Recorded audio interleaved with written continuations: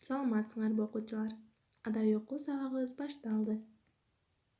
Эң алгач эле силер менен алтын эрежелерди кайталап алабыз. Сабакты конт коюп угабыз. Берилген тапшырманы өз убагында аткарабыз. Ошондой эле азыркы убакта үйдө болгонубузга байланыштуу эң биринчи колду тазалап жууйбуз. Бул өзүбүздүн ден соолугубузга пайда. Азыр силер менен кичинекей видеоролик көрөбүз, маанайды көтөрүп алуу үчүн. Колду таза кармагын, айдатмына бармагын, мени жуу. Айдап жана сөмөйүн, ай болуп көйнөйүн, мени жуу. Манжаларын, акыларын, замын жакшылап. Апам көрүп кубансын, алаканын чакылап. Аты жокта ортонуң, айта ирден коркомун, мени жуу. Ушул эрежелерди так сактоого чакырам. Сабагыбыздын максаты жомокто окуп түшүнөсүңөр, окуяларды ирети менен айта аласыңар. Каармандарды салыштырып, сыпаттарын салыштыра аласыңар. Тайманбастыкка, кетирген катаны моюнга алууга тарбияланасыңар. Балдар, карагылачы, эмнени көрүп турасыңар? Туура, жаа менен жебе. Бул биздин ата-бабаларыбыздын эзелтен колдонуп келген курал-жарактарынын бири. Бүгүнкү биздин сабагыбыз дагы жаа менен жебеге байланышкан.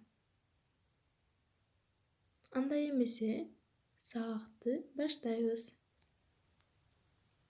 Дүйнө элдеринин балдарга арналган чыгармаларынан Цзичан жаа атканды кантип үйрөндү?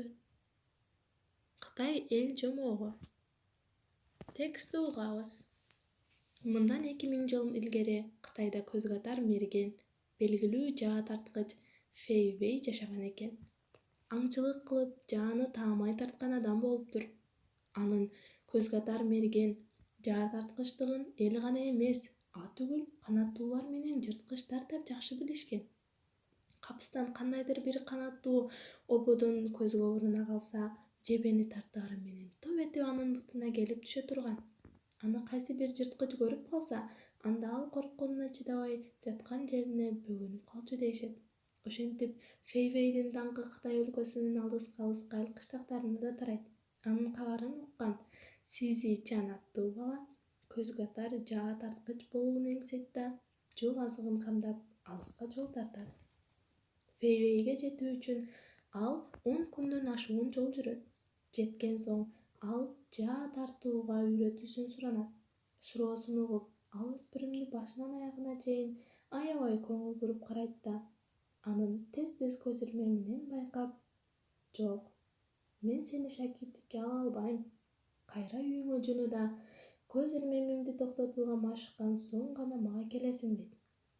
Ошентип шаабайы сууган Цзичан үйүнө кайтат. Көңүл чөктүргөн ойлор анын бүткүл жол бою тынчын алат. Бирок үйүнө жетип-жетпей өзүнү "Анткени менин көзүмдө көз менен жаа атканды үйрөнүүгө болбой тургандыгы чындык да" деп суроо коет. Карагылачы балдар, өзүнүн кемчилигин сезген да чоң эртеги. Ошентип кийин Цзичан өзүн машыктыра баштайт. Ал күн сайын апасы кездеме токкон өрмөктүн алдына кирип, чөлмөктүн айланганын тиктеп, көзүн ирмебөөгө айрыкча аракеттенди. Күн артынан күндөр өтө берди. Арадан 2 жыл өттү. Акыры Цзичандын көзүнө аңдуубустан туруп эле шибеге такаса да жалтанып, көз ирмебөөгө үйрөндү. Ошондон кийин гана Цзичан максатына кайра жөнөдү. Бул сапар ал устатына баруучу жолду 9 эле күндө басып өттү. Кадик жаа тарткыч Цзичандын көзүн тиктеп, андан соң: "Жок, мен сени шакирттикке ала албайм. Анткени сенин көзүң али курч эмес экен. Андай көз менен сен майда бара нерселерди көрө албайсың. Үйүңө кайт да көзүңдү дагы машыктыр. Андан соң мага кел" деп узатат. Назары сынган өспүрүм кайра үйүнө жөнөйт да жолдо келатып: "Тапкан күнөөсүн көрсөң, майда нерселерди көрбөгөндүн эмнеси бар экен?"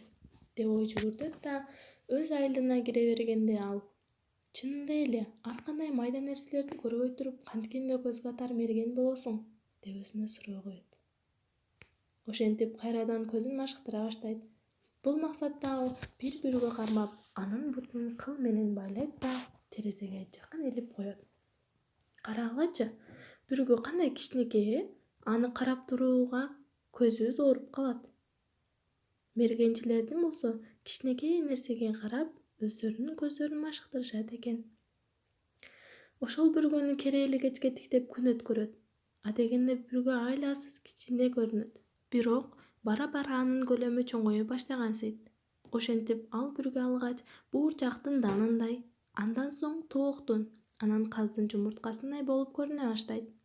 Ал эми 3 жыл өткөн соң бүргө анын көзүнө чоң арабанын дөңгөлөгүндөй болуп көрүнө баштайт. Акыры Сизичан көзү көзгө илинбес майда нерселерди оңой олтон көргөнгө чейин курчуйт. Ошондон кийин гана ал устага 3-чү жолу жөнөйт. Бул сапар ал баягы жерге 8 күндө жетет. Фейвейге келет да 3 жыл ичинде кандай ийгиликке жетишкендигин баяндап берет. Эң жакшы, дейт Фейвей. Анда сен жаа тартканды үйрөндүм деп эсептей бер. Менин сага эч кандай жардамымдын деле кереги жок. Бирок Сизичан жаа атуу чеберчилигин кимиси кыйын билерин өзү же анын устатыбы мына ушуну билгиси келет. Ушул максатта алар талаага чыгышат да бири-биринен анчалык алыс эмес аралыкта турган соң Сизичанды устаты «Мени аткын» дейт. Аткан жебеси ышкырган бойдон шуу этип устатты карай учат. Ал эми ага карама-каршы устаттын аткан жебеси шуулдайт да эки жебенин учу шарт бири-бирине урунуп жерге түшөт. Анткени жаа тарткан экөө тең бирдей күч менен атышкан болчу. Ошентип алар 5 сапар атышат. Жыйынтык жанагы мурункудай бойдон кала берет.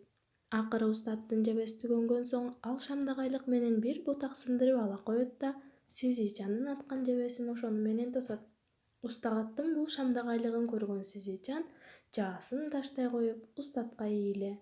Урматтуу устатым, сиздин мына ушул чеберчилигиңизди мен али үйрөнө электигиме көзүм жетти, дейт. Ушу менен жомогу соңуна чыкты. Бул жомокто күчтүү, тайманбас, сөзүнөн кайтпаган шакирт жөнүндө маалымат алдык. Эми баш каармандар жөнүндө диаграмма түзөбүз. Диаграммада биринчисинде Фейвейди жаздым, мүнөздөмө бересиңер. Экинчисинде Сизичанды мүнөздөмө бересиңер. Ал эми ортосуна экөөнүн окшоштугун жазасыңар. Үйгө тапшырма. Азыркы убактагы алдыга койгон эң чоң максатыңар кандай? Ага жетүү үчүн кантип аракет кылууңар керек? Бул боюнча дептериңерге кеминде 10 сүйлөм болгон текст түзүп, менин дичкама жөнөтөсүңөр. Саламатта калгыла, сабагыбыз аягына чыкты.